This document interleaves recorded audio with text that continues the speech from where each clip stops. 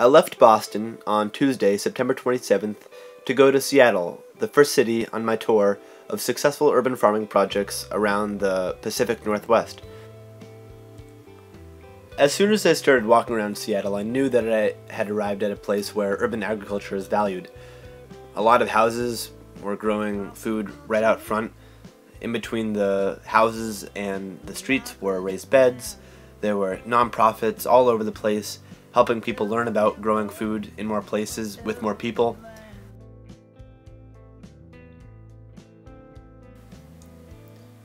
Once I got to lay the land in Seattle, I met up with an urban farmer named Nicole at a sandwich shop called Homegrown, where they make a point of using local ingredients, or at least ingredients sourced from sustainable farms. So here's me and Nicole, and here's a picture of the really delicious sandwich that we got. After grabbing lunch, we went to her farm just outside of downtown Seattle.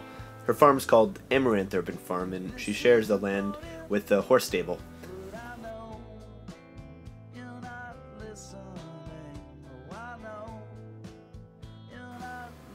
Once I got over the beauty of Amaranth Urban Farm, I asked Nicole some basic questions about what she does.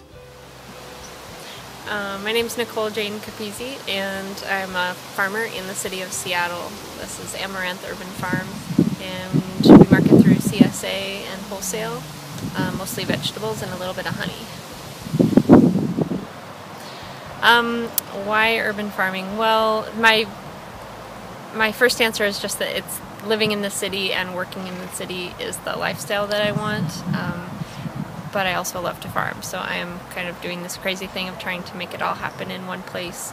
On top of that, though, I think it really is pretty meaningful for people to see food growing and come and visit a farm, and a place like this is much more accessible. Besides that, though, I think for urban farming to be sort of a viable career choice, the farmers that are operating these crazy ventures need to have the skills to actually farm successfully and run a successful business or nonprofit, whichever it is. But I think right now what we need to do is kind of have a whole new generation of farmers who are getting trained by all the great education programs, or just older farmers who want to pass on what they know, so that we have a skilled workforce.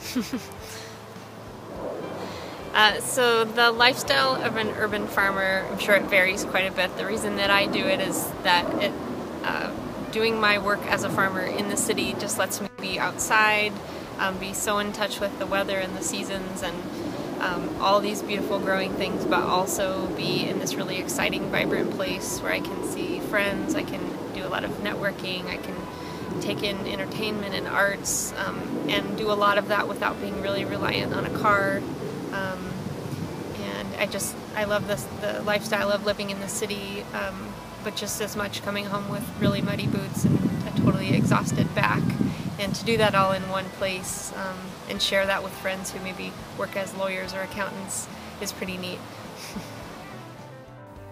After the tour of Amaranth Urban Farm, when I thought my day couldn't get any better, I got into a really cool fundraiser called Craft Food and Beer, in which people paid about $30 to get in and sample all sorts of local food and local beer, and have the proceeds go to the Just Garden Project, a program in Seattle where low-income families are able to get access to free or subsidized edible gardens and grow their own food.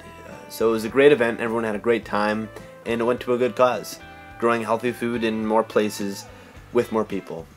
So overall, my first day in Seattle was great, and I'm looking forward to sharing some of my other experiences. Stay tuned.